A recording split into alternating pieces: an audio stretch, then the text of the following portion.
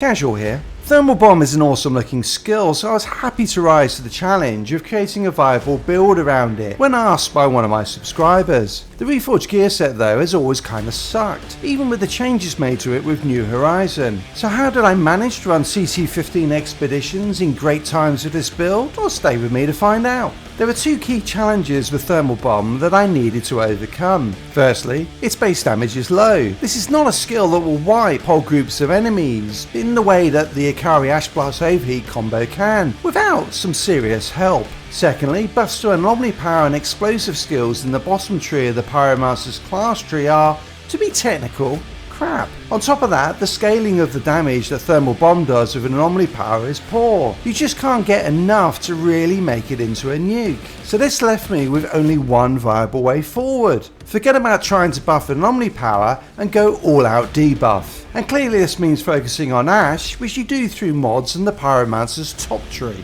I picked up 2 Trial of the Ashes, increasing damage by 25%, Ashes to Ashes, which applies Vulnerable for a further 15%, Ashen Boost adding 20%, and Curse of the Pompeii to increase the duration of Ash, which, along with stacking status power, is very important in order to get combos off in time. Ash is applied through Ash Grasp, Feed the Flames and Ash Blast, which can hit everything on the map through Ash increased range. Further debuffs are applied with my skills through Branded, Death Sentence and Captured Hunter. And all these debuffs are multiplicative, so the actual damage debuff when all applied is slightly over 290%, which you and your teammates will really appreciate. Damage is dealt in 4 ways. While Feed the Flames is primarily used to heal and apply Ash, it does put out a little bit of damage and also triggers the 75% damage buff from the Reforged gear set when Thermal Bomb is rotated with it. The overall damage of Thermal Bomb is increased by True Blast, Fire Frenzy